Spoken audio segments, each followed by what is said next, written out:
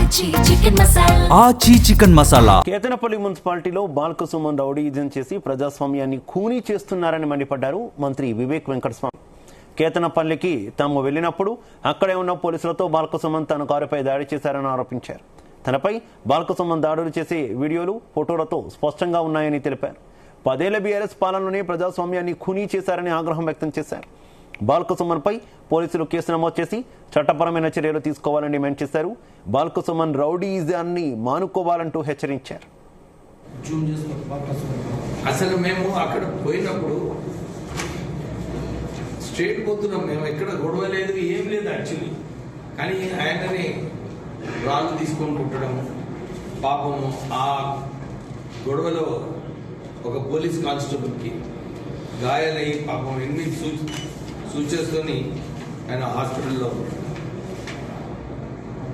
ఇద్దరికి గాయాలు జరిగినాయి.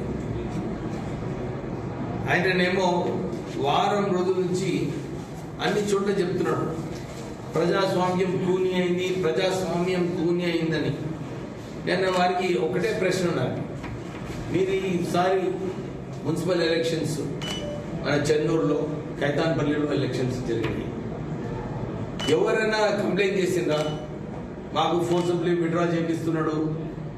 అన్ని చోట్ల కూడా ఎలక్షన్స్ అయినాయి, ఎక్కడ కూడా యునానిమస్ అయ్యే పరిస్థితి లేకుండే. కానీ వారి హయాంలో మీకు తెలుసు ఎలక్షన్స్ లేకుండా అప్పుడు జులుం చేసి వారిని విత్డ్రా చేయించడము, విచ్చలవిడిగా ఇచ్చి విత్డ్రా చేయించడము, అసలు ప్రజాస్వామ్యం కూని చేసింది ఆయననే. మొన్న ఎలక్షన్ లో ఆ పోయిన సంవత్సరం 5 years బ్యాక్ మున్సిపల్ ఎలక్షన్స్ లో వారు ఏదైతే దౌర్జన్యం చేసిందో వారికి అర్థమవుతుంది. ఎందుకంటే ఇంత మంచిగా ఎలక్షన్స్ అయినాయి. మన ఎలక్షన్ లో కూడా మీరు చూసినారు, ఎక్కడన్నా టీఆర్ఎస్ వాళ్ళు ఏమైనా కంప్లైంట్ చేసిందా? ఎవరిపైన కంప్లైంట్ చేసిందా? ఇప్పుడు కేతాన్పల్లిలో కూడా వాళ్ళు ఇంతమంది గెలిచిందంటేనే అదే నిదర్శనం అన్నమాట, ఎలక్షన్స్ ఫ్రీ అండ్ ఫేర్ జరిగినాయని. తర్వాత ఆయనే ప్రెస్కి పోయి ఆయనే చెప్తున్నాడు వివేక్ మా పైన దాడి చేస్తున్నాడు.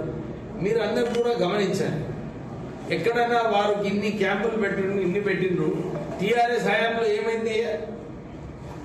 పోలీసు వాళ్ళని తీసుకుపోవడం, రేడ్ చేయించడం, అందరినీ ప్యాక్ చేసేయడం, ఇవన్నీ కూడా నిజంగా ప్రజాస్వామ్యం ఖూనీ అయింది టీఆర్ఎస్ టైంలో.